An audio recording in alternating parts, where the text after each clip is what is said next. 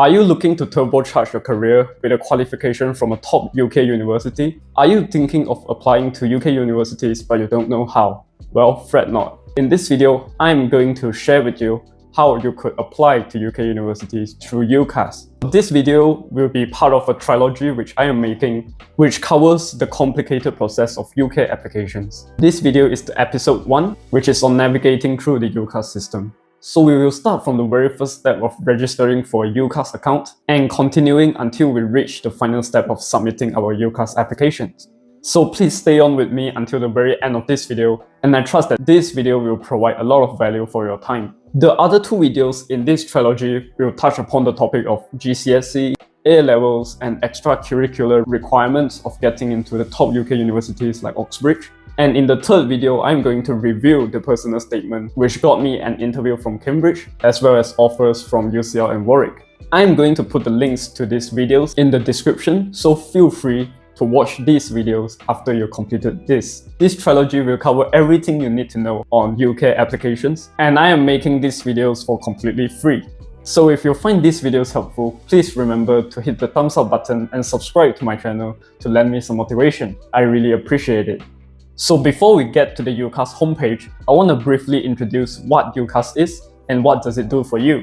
Basically, UCAS is a charity which allows you to apply to up to 5 UK universities at the same time. Almost all of the undergraduate applications made to UK universities are processed through UCAS, and UCAS will send your applications to these universities directly. That means you don't have to make individual applications to each UK university that you want to attend, and you only have to complete the whole process once in the UCAS system. For me, UCAS is great because it is very convenient and very easy to fill in. The entire process can be done within 30 minutes except for the personal statement part, and you only have to pay the application fees once. Also, note that UCAS is generally used only for undergraduate applications, so if you are applying for masters or PhDs in the UK, you might have to apply directly to the universities themselves. So without further ado, let us get to the UCAS homepage. So right now we're at the UCAS homepage. I don't know about you, but I'm feeling very excited. It reminds me of the time when I was applying through UCAS myself. So I'll tell you how to get to this page first. Firstly, you get to a browser and then you use this URL. So it's www.ucas.com. So once you use this URL, it will jump to this page. Basically, this is the UCAS homepage. And what you need to do next is to register for a UCAS account. So I'm going to show you how to do it. First, go to the top right corner. There's a sign in button there, click in. And it's going to jump to this page. So there are two options here. The first is sign in, the second is register. So if you're a first time user of UCAS, you need to register for an account. Basically, you just fill in your email, first name, last name, password, and confirm password, read the terms and conditions, and click register. After you register, they will send a verification code to your email, and you need to insert the code in this website. But basically, the process is very simple. Just register for the account and verify your email address. So since I have already registered for an account, I'm just going to use the sign in option, and we'll get to UCAS Hub, which is the application system. So let's do that. Right, so I click sign in. So after you sign in, if you're a first-time user, you'll reach this page. So welcome, James. So basically, this is not my real name. I put my name as James Albert because I am very lacking in creativity and I just want to put some random name so my account will not be forfeited. So welcome, James. This is the welcome page and they'll ask you to set up your UCAS account. So click Let's Go. Once you click Let's Go, they'll ask you where do you live. So you pick a country. I'm just going to pick Malaysia because that's where I come from, but you just pick your home country and you click continue. Okay, and then they are going to ask about your basic information, your date of birth, which level of study are you interested in, which opportunities are you interested in, and when are you going to start uni. So we're just going to fill it in.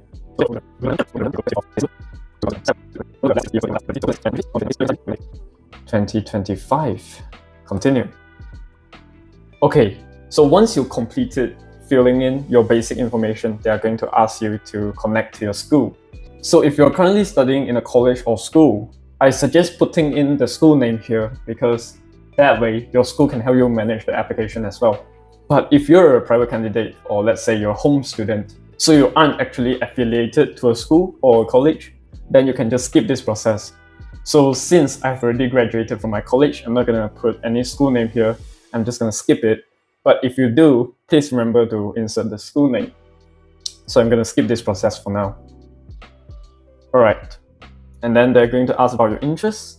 This helps you personalize your account, creating favorites, which you can change later. These are not application choices.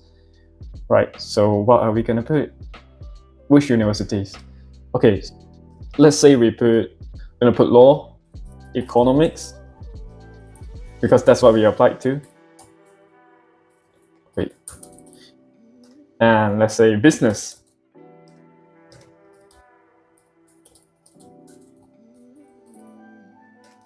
Okay, now we have our 3 subjects and which universities. We're going to put the universities which I have applied to. So that's Cambridge. And we got LSE.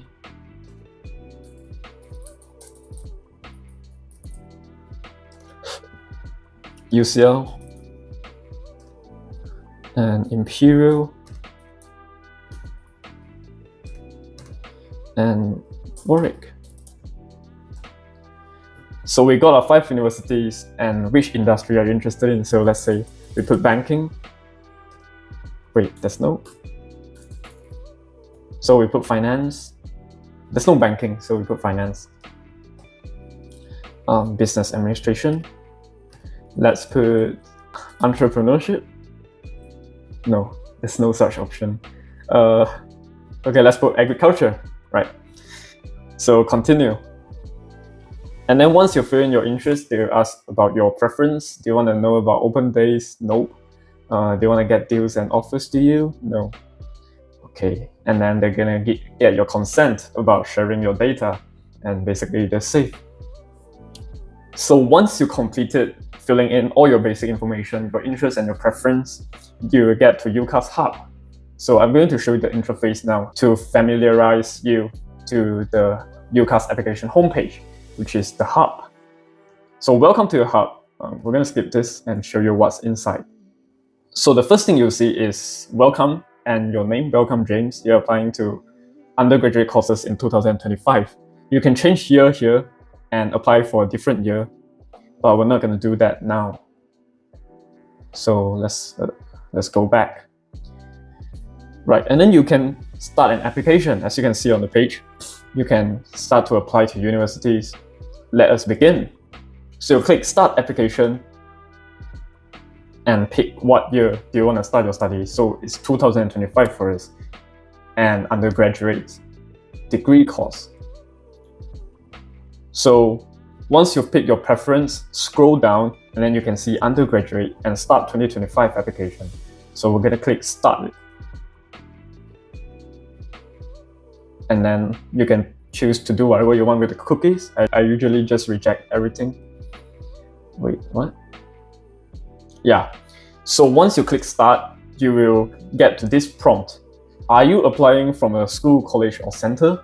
As I mentioned earlier, if you are affiliated to a school or college, if you're a college student currently doing your A-levels, or if you have predicted grades and you need a school to verify those grades, you need to pick a yes. Yes is a must. It is necessary. But if you're a private candidate, if your home school is a registered institution, then you can pick yes. But if it's not, then pick no. So we're gonna pick no here because obviously I am a graduate already, but we want to get through with the process. So I'm gonna pick no. So it really depends on the situation that you're in. Do not blindly follow everything that I did. But if you're a college student, you need to do something different, which is picking yes, but we're gonna pick no here. We are not applying from a school, college, or center. So once you choose whether you're applying from a school, you will get to this page, which shows your application status. If you are linked to a center, and by center I mean a school or a college, you need to ask your college for your buzzword because each institution has different buzzwords. And you can only apply under an institution with special buzzwords. But if you're applying as an individual, then you don't need any buzzword. You can just get on with the process. Right now, we are at the status. As you can see, I got nothing done, so we start from scratch. I'm going to introduce you now to each section one by one. So firstly, your choices. You need to fill in your choices, and in this video, we're going to assume that I'm applying for an economics course to the 5 universities which I have applied to. So let's do that. First choice, okay, let's say Cambridge. University of Cambridge, course economics.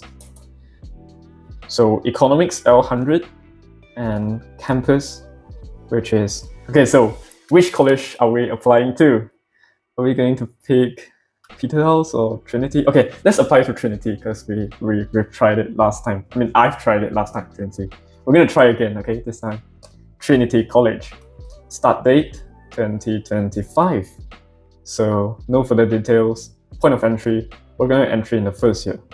Are we going to live at home or studying? No, we're not going to live at home. So, basically just fill in all the information here and then click Save. Once you click Save, the option that you filled in will appear below the Add choice. As you can see here, I just filled in for Cambridge and all of the information is put here. Once you reach this stage, it means that you have already saved this option. You can always delete it, of course, by clicking the 3 buttons on the bottom right corner and then click Delete, or you could edit it, or you can show summary. So we did it for Cambridge. I'm going to do the next 4 options.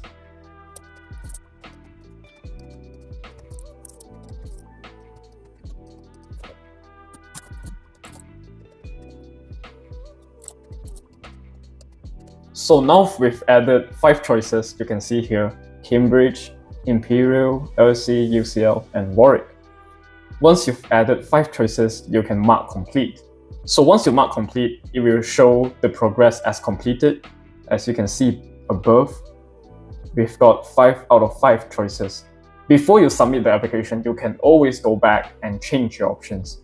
So basically, you can still click edit and change your choices.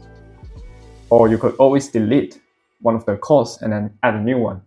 So don't worry about that. As long as you don't click submit, every change is possible. Once you fill in your choices, you will move on to the next stage, which is profile. There are 6 sections that you need to fill in for profile. The first one is your personal details, and then your nationality details, where you live, contact details, supporting information, and finance. And we're going to do it one by one. So let's start. So I click personal details, and right now we are at the stage where we need to fill in information. I'm going to quickly do that now, and because I don't want to bore you, I'm just going to briefly go through the entire process, and I'm not going to mention any details unless they're very important. So title, our name, date of birth. Oh well, I forgot which one I put. 25, I think. December, year 2006. I prefer not to say. Okay, right. So I marked this section as complete, and use preferred name James. So we save this section, mark it as complete, and next one. Okay. Right. So once the personal details part is completed, you move on to nationality. What is your country of birth? We're going to put Malaysia. And date of first entry, we're going to put 1st of September 2025. What is the nationality? So you pick your country. I'm going to put Malaysia. Do you have settled, pre-settled? No. Will you need a student visa? Yes. So, okay. For the important parts like this, I would suggest you, if you've never been to the UK before and if both your parents are not British nationals, you could do the same as mine. So basically, do you need a student visa? Most likely you need a student visa to study in the UK if you're an international student. But if you're a home student, then obviously you don't need to have a student visa because you're a British national. So do you currently have a passport? Yes. So you just enter your passport number. We're going to put in some random numbers and valid date. So when is it issued? Just pick one of it, 2023. And when will it expire? So that's going to be 10/2027. Yep. And place of issue. So we're gonna put, let's say, Albert Land. Okay. Obviously, there's no such place, but we're gonna randomly put one because why not? So, have you previously studied on a Tier 4 visa? No. What is your current status? No visa, not in UK, unless you have a different one. Again, once you've completed, mark this section as complete, save it, and move to the next part.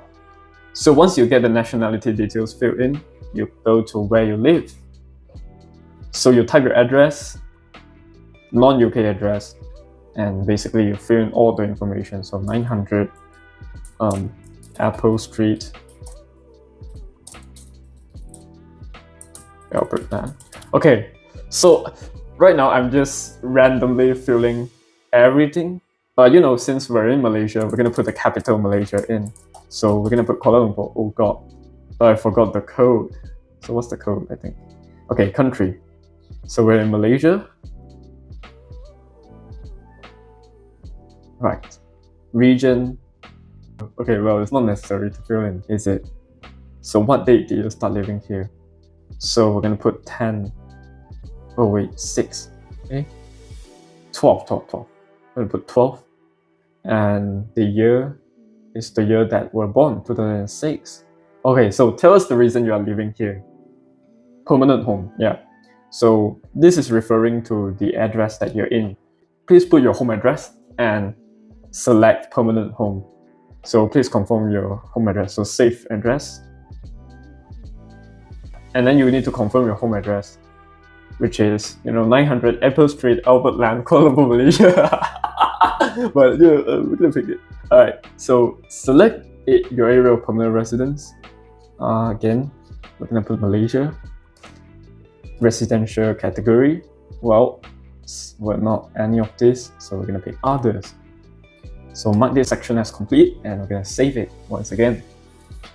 Right, so now that we've completed 3 parts, we're gonna move to the contact details. So you need to put in your number. Again, we got a Malaysian number. Oh, where's Malaysia? Yeah, found it. So we're gonna put, we have a 3. Okay, I'm gonna put some random number, so it means nothing here. Wait, is it necessary? Yeah, not necessary. So we got a mobile telephone number, email address, which is ours, and non-UK address. Well, you need, okay, so it's gonna be 900 Apple Street, Albert Land. People are going to be so confused, mate. Kuala Lumpur. I don't think there's a real place like this. I don't think so. Alright, so now that you've filled in all the details, nominate to access. Do you want an agent? Yeah. So this is the part where it gets somewhat important, because if you have an agent, or if you know an agent, and you want someone to help you process the visa application part, or basically help you with some of the application process, then you need to list down the agent here, especially for visa application, those kind of things.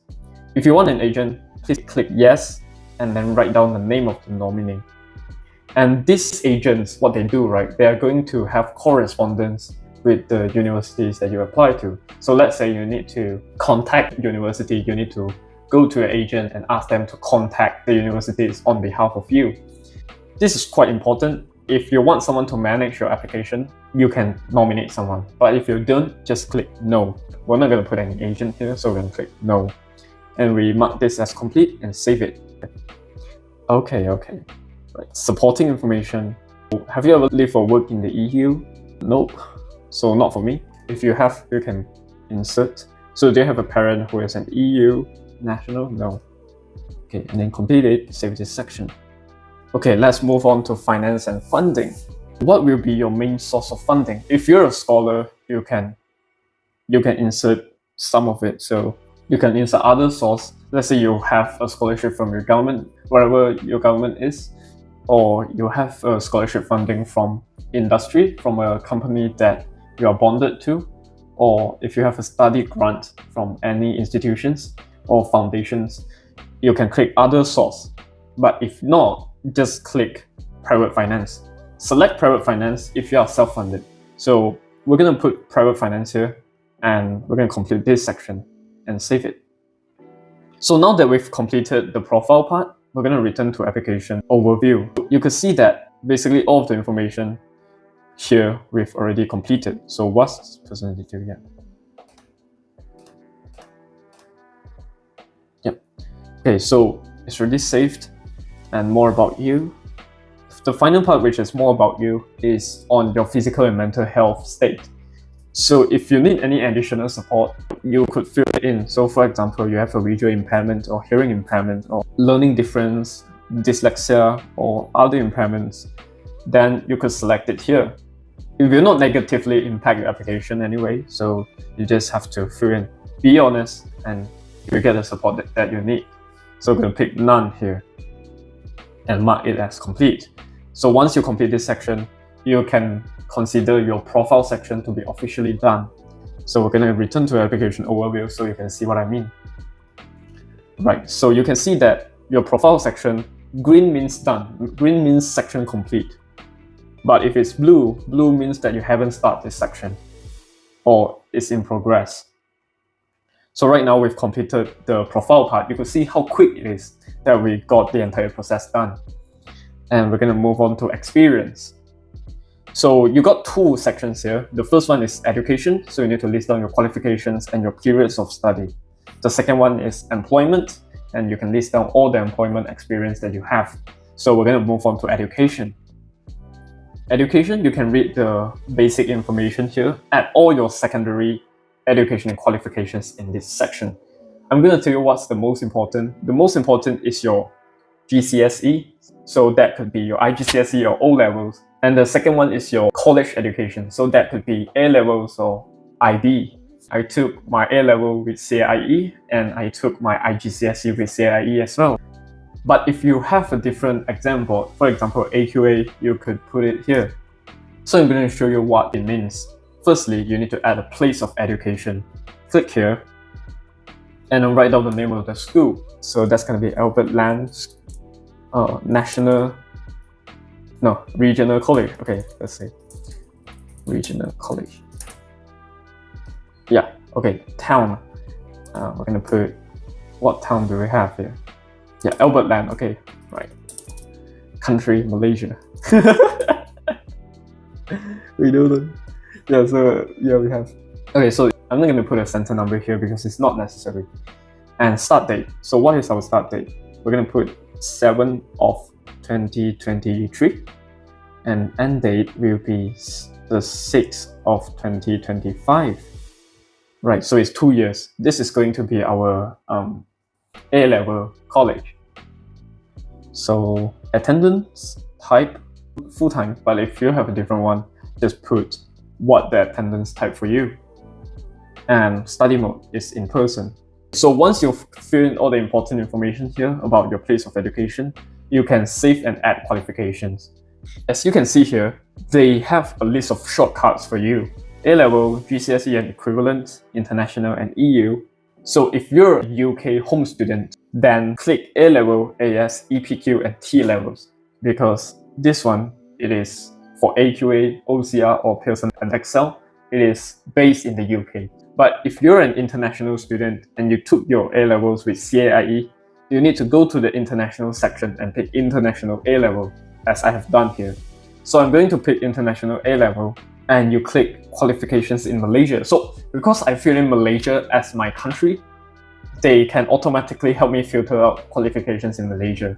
But if you come from Thailand or India or Singapore, then you have your qualifications in your home country. So we're going to pick Cambridge International A-level because that's what we have. So once you click it, you get to this page, which is at Cambridge International A-level. Basically, you just enter all the important information. So what's the title? History, let's say. That's the new one. We're going to click qualification date. Took it in November 2023. Awarding organization, CIE, grades A star. I would say that in general, if you took A-levels, you don't have to add any modules. You just fill in all the important information that they require, and then you can save it. So we're going to save it for now. And because I don't want to bore you, I'm not going to show you the entire process of adding each qualification because that's going to take up a lot of time. So now that we've added our A-level grades, how do we add our secondary school grades? There are two ways. Just now, we've added one place of education. So if you took your IGCSE and your A-level in the same institutions, then you can add both qualifications under the same column. So this is very important. However, if you took your IGCSE with one school and take your A-level with another college, then you need to add another place of education and put each of the qualification under different columns. So I'll show you what I mean. Let's say, for me, we took both our international GCSE and our A-level in Albert Land Regional College. Then we're going to put both qualifications under the same place of education. So let's do it now. So international GCSE, we're going to pick that, qualifications in Malaysia. And we got our IGCSE. Let's click IGCSE and you enter the subjects. So let's say we got our additional mathematics. Yeah, you click it and then you click the months where you get awarded. So that's going to be June 2023 and awarding CIE, and we got an A star. So save qualifications. So once you added these two qualifications, you can get back to education. And you can see here that these qualifications will be listed down under a single place of education. So that's very important. So we took both syllabus, IGCSE and A-level syllabus in Albert Land Regional College. That's if you took it in the same place of education. So right now you might have a question. What if I took my IGCSE in a different school? Well then, you need to add another place of education. So you gotta click add place of education again. You click it and then you get to a different page and then you add the secondary school or a different school. So we're gonna put Albert Land Secondary School, okay? For example. Once you add it, you're gonna put Albert Land and Malaysia. You can fill in the exam center number if you want. It's very important too, but since we don't have a center number, we're not gonna fill it in. Then insert your start date. So what's it gonna be? Well, we started it in January of 2020, right? And we ended it in 2023. Attendance type, we're gonna click full-time and study mode in person. So once you fill in all the information of your secondary school, you can add the qualifications that you took. So for our case, it's going to be our IGCSE. So again, go to International and EU, International GCSE qualification in Malaysia. Again, we got back to this page and we click IGCSE. And let's say we took maths. Okay, right, so we add mathematics and our qualification is on 6th of 2023. Okay, awarding organization CIE and A star, save qualifications, and then you're done with it. If we go back to education, you can see that we have two different places that we attended studies. One is our college and another is our secondary school. And then you can add your different qualifications under these columns. If you took IELTS or other English language tests, chances are you do not come from a country where it is English speaking. So IELTS is an English language test that you are required to take. If you took the IELTS and you have something called the TRF number, you can look at your IELTS certificate. There's going to be something called TRF number, which is the test report form number. Basically, you just type the number in. That's only if you have sat for the IELTS. For IELTS results, it is only valid for 2 years. After 2 years, you need to sit for the test again. I'm assuming that you sat for the IELTS and already have a valid IELTS number within the 2-year time period. And so we're going to put a random IELTS number. But if you do not have an IELTS result, do not worry, you can always sit for it at any time. IELTS is a very efficient system. But if you have an IELTS result at the time when you apply, you can insert it here. So we're going to put a random number. And we're going to mark this section as complete and save it. Now that we've saved the education section, we're going to go back to our home page and show you how it looks. So right now, as you can see, we are 89% done. Another section is paid employment. So you click this section. If you have any employment experience, you can insert it here. But now, for the purpose of this video, I'm not going to add any employment experience here because I appreciate that most of us do not have an employment experience as a student. When they say employment experience, they mean paid employment. So if it's an internship, it does not count. We're going to mark this section as complete and save this section. And let's return to the overview. So now, as you can see, we are 100% done with our profile. We've filled in all the basic information, so this part is done. Now, what we're going to do is we're going to get to the personal statement section. Personal statement, the most daunting process in the entire UCAS application. What do you have to do? There is a guide here on writing your personal statement. Basically, you are allowed 47 lines and 4,000 characters. So your personal statement must be within the word limit, and try to maximize the space that they give you to the fullest. Obviously, I'm not gonna write a personal statement now. So what we're gonna do is, we're gonna find AI to do this for us. But obviously, do not ever find an AI to write your personal statement. Always be genuine, because they're gonna check it for plagiarism and they're gonna check it for AI basically. So never write your personal statement using AI. This is only for example, never do so. So we're gonna find ChatGPT to do this for us. Okay, so right now, we got our personal statement. Obviously, this is done by AI. So we're gonna save the draft. We're gonna save and preview it. So we mark this section as complete and save this section. So let's return to the overview. So right now, we're going to assume that our personal statement is done. As you can see, we have already confirmed that our personal statement is done, and there will be a click shown here. Again, all of this section, including the choices, profile, and personal statement, could be changed before you submit the application. But once you submit it, you cannot change anything anymore. So remember to check your application, check that everything is correct before you submit the application. Once you submit it, you can never change it again. Right, so now that our personal statement is done, you need to select the reference. So start the section. If you have a predicted grade, you will need to find a referee. If you've completed just your AS but not your A2, you will need to submit your predicted grades. So just now, when we are filling in our education, our qualifications, so that includes our A-levels and IGCSE, we assumed that we have already set for both AS and A2, so we only include our A2 results in. But if you have only set for your AS and you need predicted grades for your A2, you will need to submit a reference. This is incredibly important. I know that some universities might not consider personal statements, but all universities consider your reference. So always ask your college to provide a reference for you. Now, if you have, okay, I know you might have a question. Well, what if I am homeschooled, or if I'm a private candidate? So who is going to provide the reference for me?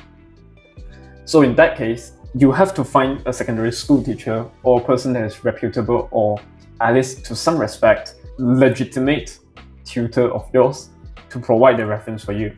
Now, if you apply using your actual grades and everything is actual, you do not need anyone to predict a grade for you, nor do you need anyone to provide a reference for you, then you can choose not to submit a reference. So you can click I confirm that I have contacted do not require reference or predicted grades. And as you can see here, your application is less likely to be considered. So if you do not submit a reference, you are going to be disadvantaged. So try your best to find someone to be your referee and provide a reference for you. This is incredibly important. Just try your best to find a referee. Only in the final circumstances that you fail to get any referee whatsoever, then you can choose not to submit a reference. So I hope we are clear with that. For the purpose of this video, we're not going to submit a reference because we don't have one. And obviously, I'm not going to find a real referee for the purpose of filming a YouTube video. So I confirm that we're not going to have a referee, and save reference. Okay, so received. And we're going to go back to the overview. As you can see, all of the sections we've already completed. So once you completed everything, you can click review and submit. But since it says here, you can only start sending your application from 3rd of September, we are not allowed to submit the application right now. So unfortunately, I could not show you how to pay the application fees, but I trust that it's a very simple process. Once you click review and submit, you just review the entire application, save a copy of it. Please remember to do so, and then you can submit the application. And once you submit it, you'll be asked to pay the application fee. And once you paid it, UCAS is going to send your application to the 5 universities which you've applied to, and you will get acknowledgement emails from each of the universities that you applied to. From that point on, you are going to be considered. Now, after you've completed the UCAS application, remember that it is not the end of everything, it is not the end of the story. If you apply to some universities like Oxbridge, you need to submit your application by mid-October. Oxbridge have an earlier deadline for you to submit your application, but if you only apply to, let's say, LSE or UCL, then you can wait until the end of January before you submit the application. So do remember that each university has a different deadline, and you need to observe those deadlines on their official webpage. Also, if you need to sit for admissions tests, for example, you apply to Cambridge Economics, you need to sit for a test called TMUA, then you need to register for the test. And in the academic section, so in the education section, you will also need to provide a predicted grade for your TMUA. That's something you need to do, and it is very important that you list down all the experience in education that you take, or else it might disadvantage your application. So make sure all the information is here. So right now, we are unable to submit our application, so we're going to sign up for now. So now that we've covered the entire UCAS application process, I trust that you are more confident in completing your UK application. But please remember that UCAS application is just the first step, the first part of a complicated application process. It does not guarantee you an offer from the universities that you want to attend. More importantly, some other factors such as grades and your extracurriculars are very important factors which will allow universities to decide whether to accept the application. If you are interested in my GCSEs and A-level grades as well as extracurricular activities which got me offers from UCL and Warwick, we could check out this video, which is the second video in my UCAS application trilogy. However, I would like to congratulate you at this stage because you have already mastered the entire UCAS application process. I hope that you get a lot of value from this video, and if this video makes you less anxious about your UK university application and more confident in using the UCAS application system, then this video will have succeeded in achieving its purpose. I hope this video is helpful to you, and if it is, please remember to click the thumbs up button and subscribe to my channel for more useful videos like this. We'll see you in the next video. Bye!